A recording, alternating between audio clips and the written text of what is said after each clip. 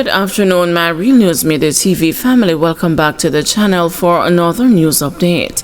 And in the news this afternoon, Area 5 police promise sustained a crackdown on crime. Police in Area 5 are promising swift and sustained crackdown in communities grappling with crime and violence. Assistant Commissioner Christopher Phillips, head of the Area 5 Police, says as citizens and members of the police force continue to fall victims to criminals, law enforcement officials remain relentless in their pursuit of peace and stability as they look to build on the historic declines in serious crimes across the country. A confident ACP Phillips says that the police will bring to book those responsible for causing mayhem across all divisions.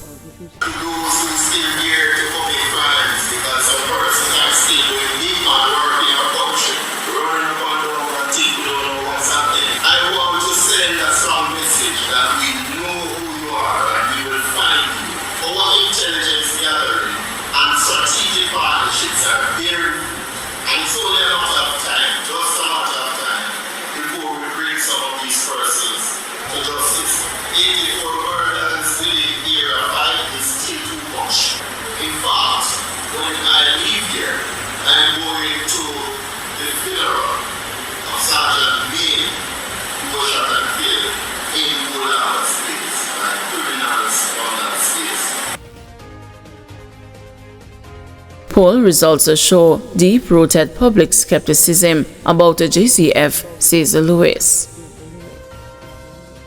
Social scientist Dr. Henry Lewis says the latest RJR Gleaner commissioned Don Anderson poll reflects deep-rooted public skepticism about the Jamaica Constabulary Force.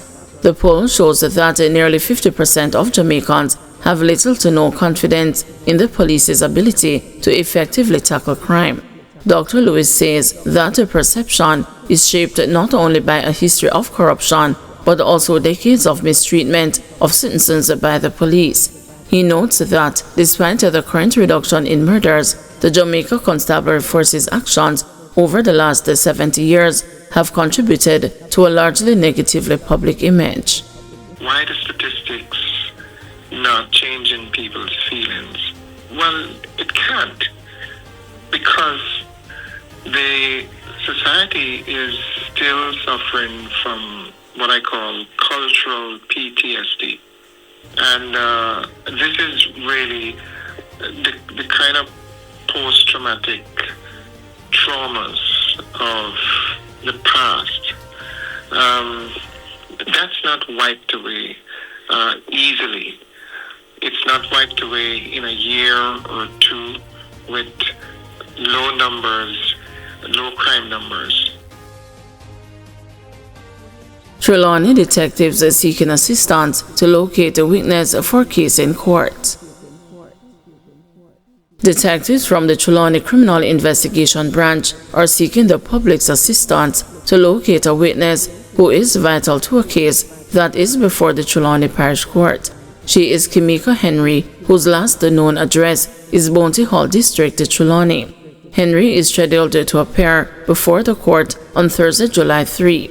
Kimika Henry, or anyone knowing her whereabouts, is being asked to contact the Trelawny Criminal Investigation Branch at 876-954-3222, the 119 police emergency number, or the nearest police station. Warmington apologizes for expletive-laced remarks at a JLP meeting.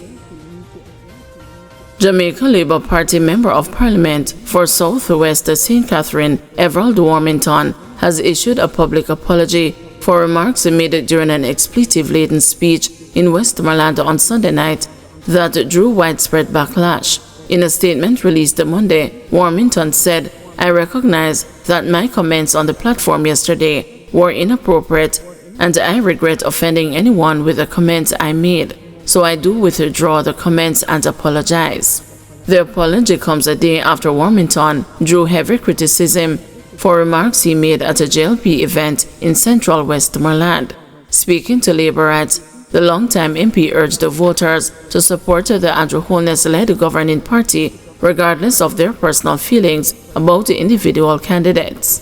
"Shut mouth, shut your eye, and vote for Andrew Holness," Warmington told the crowd in response to apparent dissatisfaction with Central Westmoreland MP George Wright. He added, "You may not like your member of parliament, you don't want him, he might be an a-hole, but might be better than the PNP a-hole, so work with him." He also remarked, "Put your X beside the expletive bell." Warmington's comments, well cheered by some other event, drew sharp responses on social media and among political commentators, many of whom questioned the tone and the decorum expected from a senior member of parliament. This is not the first time Warmington has come under scrutiny for public outburst. In 2011, he was removed as a junior minister under the Bruce Golding administration after telling a television journalist to go to hell. In 2021, during a COVID-19 lockdown, he was involved in a widely circulated confrontation with the police officers, which was caught on video. Love triangle turns deadly, woman's throat slashed in jealous rage. Detectives assigned to the Kingston Eastern Police Division have arrested a vendor for murder in the stabbing death of a Portland woman last Saturday on Jarrett Lane in East Kingston. 55-year-old Sharon Young, otherwise called Rochi, of a Beach Road in 9 miles Bull Bay St. Andrew address, has been charged with killing Nancy Green Edwards, 56, of a Long Bay, Portland address. Allegations are that Green Edwards and Young, who are both involved in a romantic relationship with a man, had an argument. During the argument, Young allegedly used a knife to stab Green Edwards to the neck. Green Edwards was transported to the Kingston Public Hospital, where she was pronounced dead. Young was apprehended shortly after by the police and charged following a question and answer session with detectives. Residents of Jarrett Lane said that Young passed them on Saturday morning, but they had no idea of the mayhem that was to come. One resident said the man in the middle of the alleged triangle had recently moved to the area where he resided with Green Edwards. "None of the woman them no come from here, and the man is not an original Jarrett Lane man. He moved come here recent too," said the resident, who then gave an account of what happened after the argument turned deadly. "After she stabbed up the woman, she cut her throat and I tried to take care herself, so people run her down and beat her and tie her up until the police come. Me go see her lay down in the gutter beat up," the resident alleged. It is also alleged that the suspect got irate after calling her spouse's phone and heard another female at the other end of the line. "Based on what we are here is that the woman who did the killing was in the man's life first, but him live with this woman now.